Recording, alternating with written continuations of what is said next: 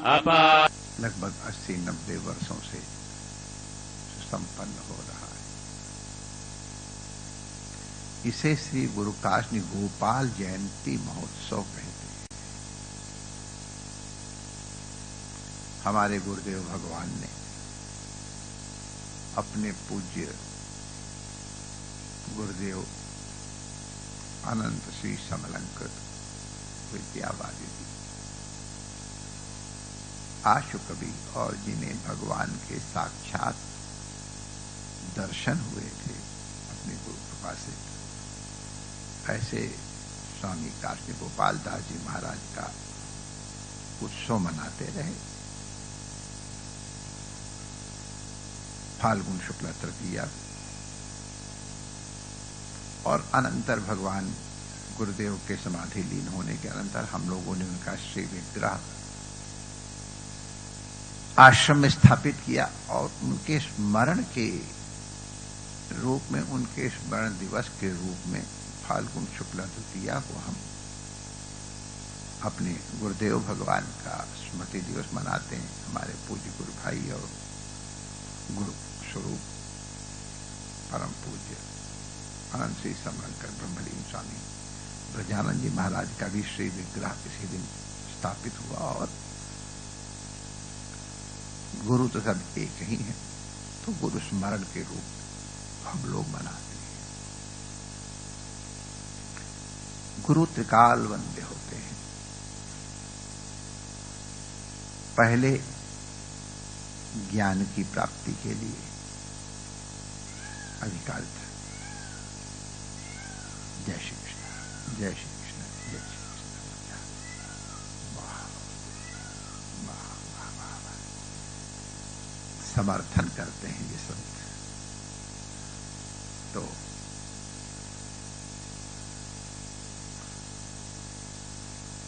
गुरु महाराज का प्रारंभ में वंदन अधिकारिता की प्राप्ति के लिए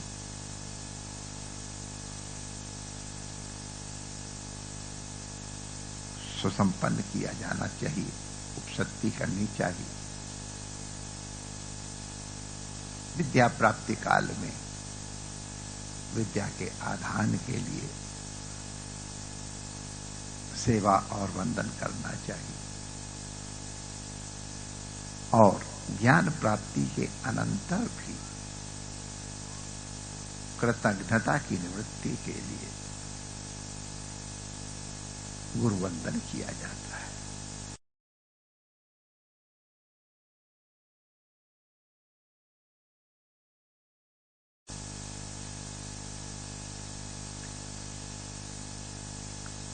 गुरु तत्व अजर अमर है। गुरु माने ज्ञान, जो अंधकार की निवृत्ति करके प्रकाश की प्राप्ति कराए, अज्ञान का नाश करके। अज्ञान का नाशवास कुछ नहीं होता है, ज्ञान के उत्पन्न होते ही अज्ञान अपने आप विलीन हो जाता है। हम अंधकार को नाश थोड़ा करते हैं, प्रकाश के होते ही अंधकार अपने आप विलीन हो जाता है। तो ज्ञान नित्य है। ज्ञान का कोई भी निर्माता नहीं है।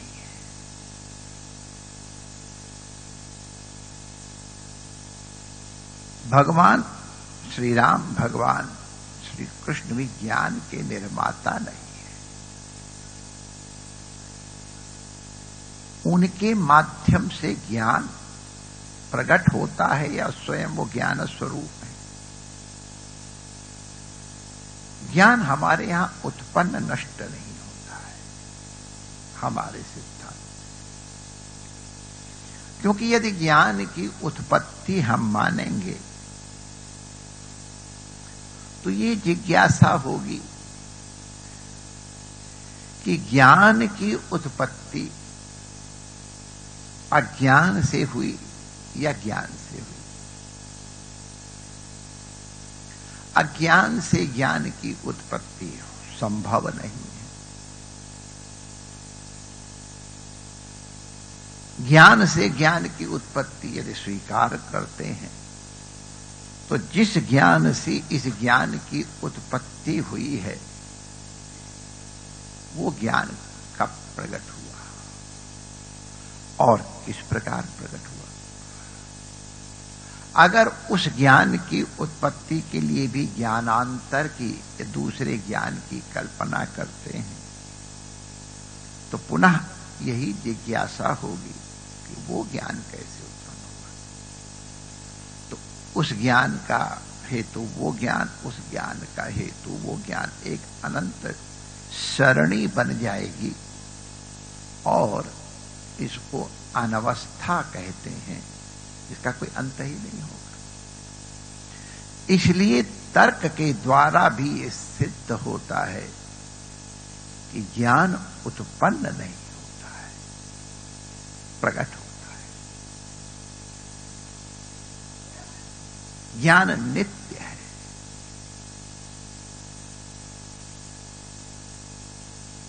जो ज्ञान की अनुभूति कर लेता है, जिनके अंतःकरण में ज्ञान अनुभूत हो गया, प्रकट हो गया, तो क्या कहेंगे, अनुभूत हो गया, क्योंकि प्रकट तो को उस तरह समझ ले तो ठीक है।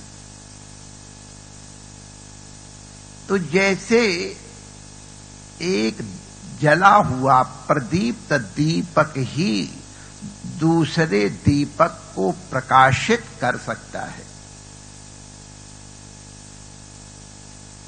बिना किसी प्रदीप्त प्रदीप के अप्रदीप्त प्रदीप कभी प्रदीप्त हो ही नहीं सकता है। उसी प्रकार बिना गुरु के ज्ञान की प्राप्ति नहीं होती है, जो भी माध्यम हो। तो ज्ञान ही अनुग्रह करे, उसी को गुरु कहते हैं। ज्ञान सर्वत्र व्यापक है, सर्वव्यापक है, अनादि निधन है, उसकी अनुभूति करनी है।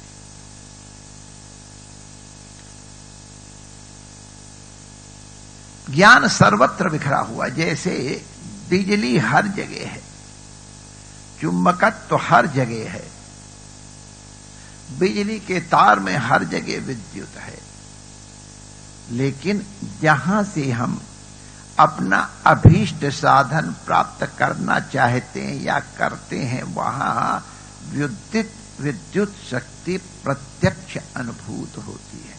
चाहे बल्ब जला लें, चाहे हीटर जला लें, चाहे एसी चला लें, चाहे कार चला लें, अब तो कार भी चलने लगी, और तो विद्युत पूरे तार में है। वैसे तो समग्र विश्व में विद्युत है, कहीं पर भी थोड़ा पोटेंशियल डिफरेंस कर दो और विद्युत उत्पन्न हो जाए।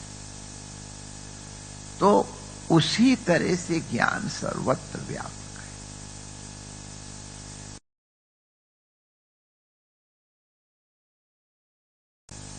वो दृढ़ होनी चाहिए, जिसको जिज्ञासा कहते हैं।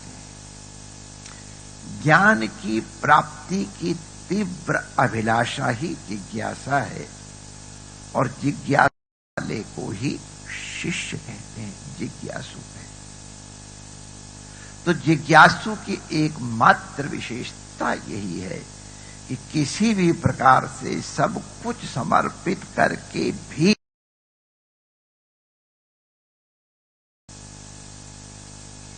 तो ये जिज्ञासु के ऊपर है। शास्त्र में तो लिखा है कि उनको जानने के लिए ऐसी ऐसी विधि से ऐसे ऐसे महापुरुषों के पास जाओ, जिसकी हम लोग चर्चा करते हैं। लेकिन हमारे एकलव्य ने तो केवल गुरु को मानसिक रूप से अपने आप को समर्पित करके सब विद्या प्राप्त की। अभी भी हमारे पास भी कुछ एक आध लोगों ने अपना अनुभव बताया जिनको केवल श्रद्धा के कारण ही और ऐसी चीजें प्राप्त हो गई जो उनको प्रत्यक्ष में दी नहीं गई। तो हमारे अवधूत जी ने प्रहलाद जी को जब बताया कि गुरु को अनुभव करो, ज्ञान प्राप्ति की जिज्ञासा करो, तो सर्वत्र ज्ञान बिखरा हुआ है। अब भला बताओ, साक्षात अवधूत को एक वेश्या से ज्ञान प्राप्त हो रहा है, एक चील से ज्ञान प्राप्त हो रहा है, कुमारी कन्या से ज्ञान प्राप्त हो रहा है, पीर बनाने वाले से ज्ञान प्राप्त हो रहा है। इसका आशय ये है कि ज्ञान की प्राप्ति के लिए तीव्र जिज्ञासा आवश्यक है। ज्ञान तो नित्य प्राप्त है, आपका स्वरूप ही है, जो आपके ज्ञान के ऊपर आवरण आया है, उसका जो निवारण करता है उसको सद्गुरु कहते हैं।